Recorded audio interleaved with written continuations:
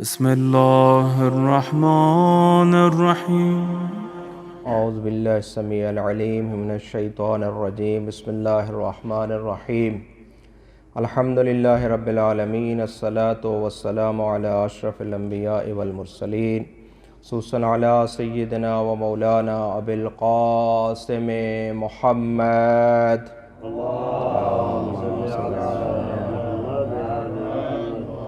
وعلى اہل بیتہ الطیبین الطاہرین ولعنۃ اللہ علی اعدائہم اجمعین ملعونین. اما بعد.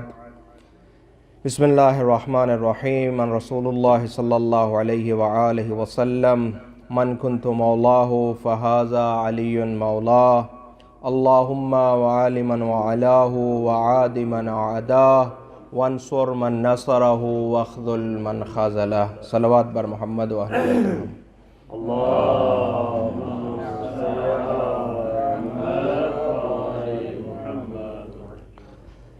ہماری بات غدیر، عید غدیر کے متعلق چل رہی ہے. ایام غدیر ہیں،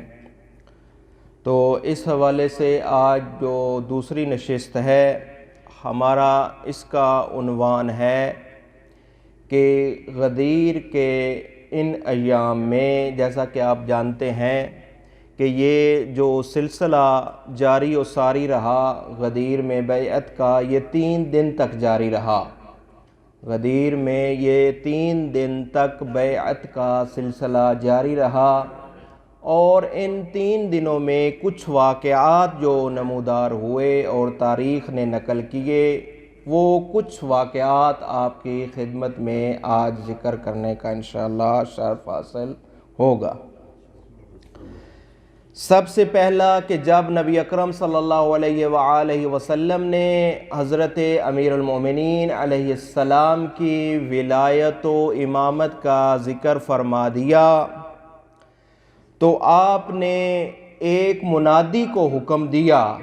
نبی اکرم صلی اللہ علیہ وآلہ وسلم نے،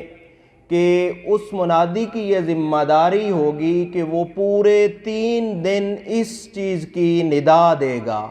کس چیز کی؟ اسی چیز کی جو قول میں نے آپ کے سامنے ذکر کیا کہ من کنت مولاہ فہذا علی مولا، اللہم وعلی من وعلاہ وعاد من اعداہ وانصر من نصر واخذل من خذلہ.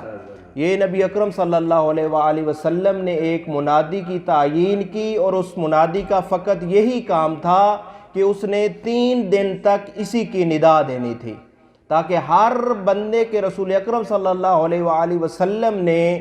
اپنی موجودگی میں ہر وہ کام انجام دیا کہ جس سے بعد میں آنے والے لوگوں کی جو حجت ہے وہ تمام ہو جائے، اور کوئی بھی عذر باقی نہ رہے کہ ہمیں پتہ نہیں چلا تھا کہ امیر المومنین علیہ السلام کی ولایت کا اعلان آپ نے فرمایا تھا. اس لیے جتنی بھی طریقے تھے وہ نبی اکرم صلی اللہ علیہ وآلہ وسلم نے استعمال کیے کہ تاکہ لوگوں تک یہ پیغام پہنچ جائے. حتیٰ کہ جیسا کہ آپ نے خطبہ غدیر میں اس چیز کو ملاحظہ کیا کہ نبی اکرم صلی اللہ علیہ وآلہ وسلم نے جو لوگ حاضرین تھے ان کو مخاطب ہو کے فرمایا تھا کہ یہ آپ کی ذمہ داری ہے کہ ان لوگوں تک بھی یہ پیغام پہنچائیں جو غائب ہیں. یعنی یہ خطبے کے وہ الفاظ ہیں جو خطبے میں موجود ہیں کہ جو ادھر حاضرین ہیں ان کی یہ ذمہ داری ہے کہ وہ جو غائب ہیں ان تک یہ پیغام پہنچائے. اور ادھر بھی ان لوگوں کے لیے سب سے پہلے تو کل بھی آپ کی خدمت میں یہ عرض کیا تھا کہ ایک ایسا عجیب طریقے سے اعلان کرنے کا جو طریقہ اختیار کیا گیا، یہ ایسا طریقہ ہے کہ عام فطری اور عادی طریقہ نہیں ہے کہ لوگوں کے ذہنوں سے یہ محو ہو جائے اور لوگ بھول جائیں. اگرچہ بعد میں وہ لوگوں نے انکار کیا اور لوگوں کو مخاطب کر کے پوچھا گیا کہ آپ غدیر کے میدان میں موجود تھے، آپ نے وہ اعلان نہیں سنا، تو کوئی یہ کہتا تھا کہ وہ میں عمر میں رسیدہ تھا، مجھے بھول چکا ہے، اور میں وہ تھا، یہ تھا. بعض لوگوں نے تعصب میں بعد میں کیا، لیکن نبی اکرم صلی اللہ علیہ وآلہ وسلم نے اپنی موجودگی میں وہ تمام کام کیے کہ جس سے لوگوں کا عذر جو ہے وہ تمام ہو جائے کہ ہمیں پتہ نہیں چلا تھا کہ آپ نے اپنی زندگی میں امیر المومنین کی ولایت و وصایت کا اعلان فرمایا تھا. یہ پہلا واقعہ تھا کہ منادی کی تعیین کی گئی کہ 3 دن تک اس منادی کا کام یہ تھا کہ وہ اسی قول کو دہراتا رہے، یہ منادی کا کام تھا۔ یہ پہلا واقعہ تھا غدیر کے ان 3 دنوں کا۔ دوسرا واقعہ جو نقل کیا گیا ہے وہ یہ ہے کہ غدیر کے دن جب رسول اسلام صلی اللہ علیہ وآلہ وسلم نے حضرت امیر المؤمنین علیہ السلام کی ولایت کا اعلان فرمایا تو اپنا امامہ، رسول اسلام صلی اللہ علیہ وآلہ وسلم نے اپنا امامہ جس کا نام السحاب کے نام سے تاریخ نے نقل کیا ہے، اس امامے کو حضرت علی علیہ السلام کو ہدیہ کیا۔ یعنی اپنا امامہ رسول اسلام صلی اللہ علیہ وآلہ وسلم نے حضرت علی علیہ السلام کو ہدیہ فرمایا۔ ہدیہ دینے کے بعد اس امامے کو امیر المومنین علیہ السلام کے سر پہ رکھا، اور اس امامے کا ایک سرا جس کو ہم تحت الحن کہتے ہیں، اس کا سرا اس طرح نکال کے اس تھوڑی سے ہوتے ہوئے کندھے تک پہنچایا خود نبی اکرم صلی اللہ علیہ وآلہ وسلم نے۔ کیونکہ کہتے ہیں کہ یہ اہل عرب کا دستور تھا کہ جب بھی کوئی امیر بنتا تھا تو اس طرح کے رسمی معاملات انجام دیے جاتے تھے۔ یعنی حتیٰ کہ ہمارے بر صغیر میں بھی یہ ہے کہ اگر کوئی بندہ خدا نخواستہ فوت ہوتا ہے تو اس کے بیٹے کو جو ہے وہ پگ کے عنوان سے اس کے سر پہ رکھی جاتی ہے۔ یہ یعنی اس وقت عربوں کا بھی دستور تھا کہ جو امیر بنایا جاتا تھا اس امیر کو اس طریقے سے جو ہے یعنی رسمی معاملات انجام دینے کا یہ طریقہ تھا۔ امام رسول اسلام صلی اللہ علیہ وآلہ وسلم نے ایک تو حکم وحی سے اعلان فرمایا، دوسرا جو عربوں کا دستور تھا اس دستور کو بھی پورا کیا اور لوگوں کے سامنے بتایا کہ ابھی یہ آپ لوگوں کا امیر ہے۔ یہ دوسرا طریقہ تھا جو رسول اسلام صلی اللہ علیہ وآلہ وسلم نے اختیار کیا۔ اور تیسرا جو واقعہ ادھر غدیر کے دنوں میں ہوا وہ تھا جناب حسان بن ثابت کے اشعار، یعنی پورا ایک قصیدہ جو جناب حسان بن ثابت نے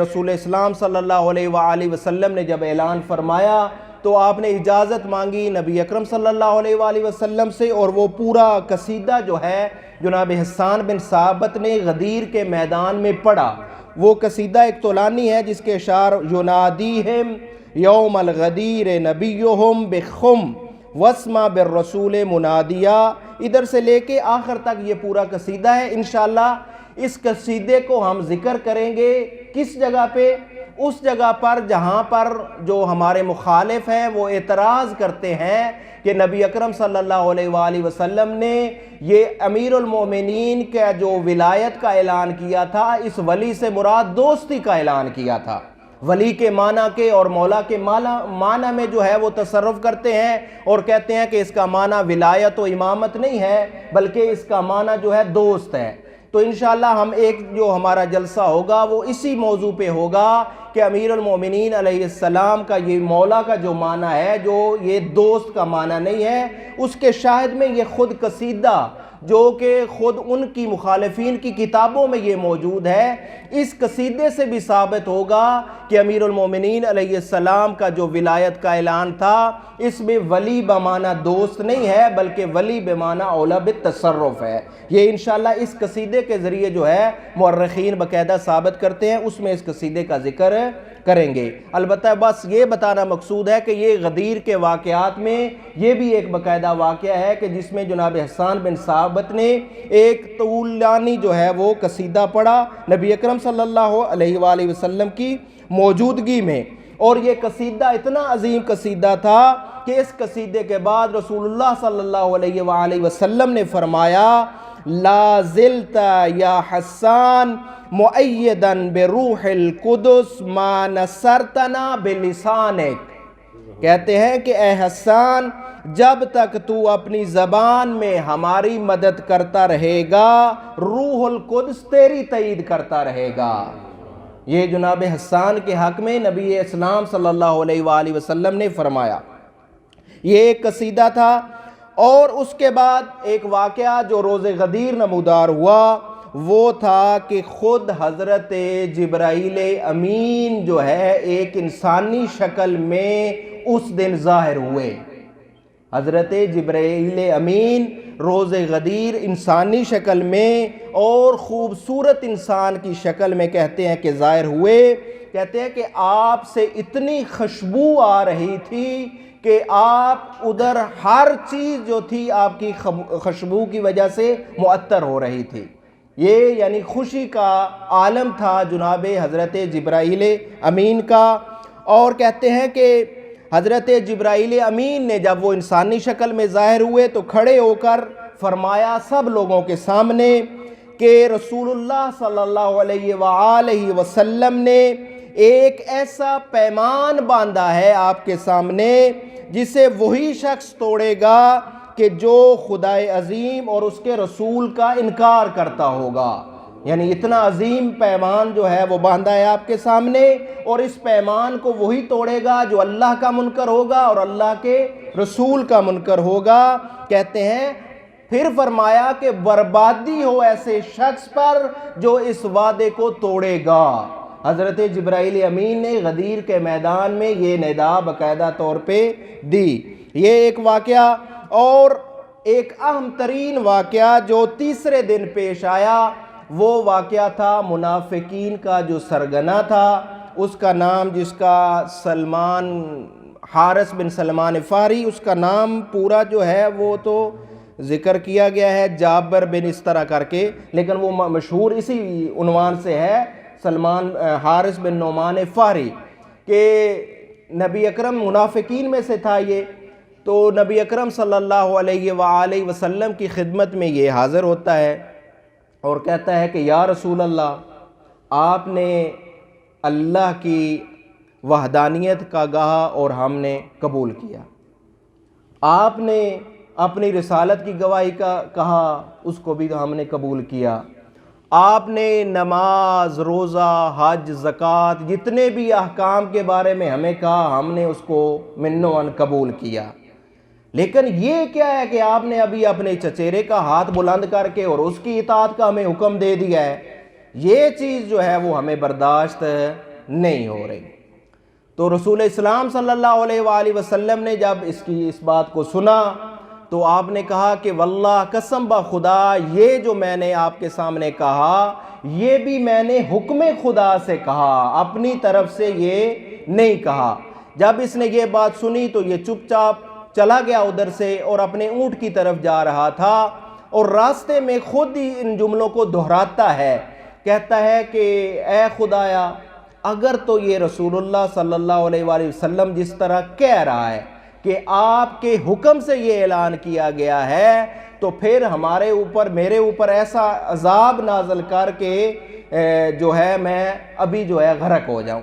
تو یہ اس کی بات ابھی ختم نہیں ہوئی تھی کہ آسمان سے ایک پتھر آیا اور وہ پتھر اس کے نیچے سے نکل گیا اور یہ ادھر ہی فی النار ہو گیا۔ اور اس وقت یہ آیت قرآنی سأل سائل بعذاب واقع جو ہے نازل ہوتی ہے، اور مورخین و مفسرین نے باقاعدہ اسی واقعہ کی طرف جو ہے وہ اشارہ کیا کہ غدیر کے تیسرے دن ہی لوگوں نے اپنی آنکھوں سے دیکھا کہ جنہوں نے غدیر کے اس اعلان کا انکار کیا اس کے ساتھ کیا انجام ہوا۔ تو یہ چند واقعات تھے کہ جن کا مورخین نے ذکر کیا ہے کہ جو غدیر کے 3 دنوں میں ہوتے رہے، اور نبی اکرم صلی اللہ علیہ وآلہ وسلم نے اس کا اتنا اہتمام فرمایا جو ہمارے لیے بھی ایک درس ہے کہ ہم بھی غدیر کا اسی طرح اہتمام کریں کہ جس طرح نبی اکرم صلی اللہ علیہ وآلہ وسلم نے کیا تھا۔ اس کے لیے جتنے اشکالات مخالفین کی طرف سے ہوتے ہیں اس کا جواب ہماری طرف سے دیا جانا چاہیے، اور اس کا اہتمام کے ساتھ منعقد ہونا چاہیے، جیسا کہ علماء بیان کرتے ہیں کہ اگر غدیر کو من و عن بیان کیا جاتا، اس کا اہتمام کیا جاتا اور لوگ اس کی پابندی کرتے اعلان کی، تو کبھی بھی عاشور کا واقعہ نمودار نہ ہوتا۔ یہ غدیر کے بھولنے کا نتیجہ تھا کہ عاشور کا واقعہ جو ہے وہ دوبارہ واقع ہوا، اور تاریخ اسلام نے وہ ظلم و بربریت دیکھی کہ جس کے لیے نواسہ رسول نے اپنی قربانی پیش کی۔ تو اس لیے ہمیں بھی خداوند متعال سے یہ دعا کرنی چاہیے کہ خدا ہمیں رسول اللہ صلی اللہ علیہ وآلہ وسلم نے جو یہ عہد و پیمان باندھا ہے اس عہد و پیمان کو پورا کرنے کی توفیق عطا فرمائے۔ صلی اللہ علی محمد وآلہ الطیبین الطاہرین۔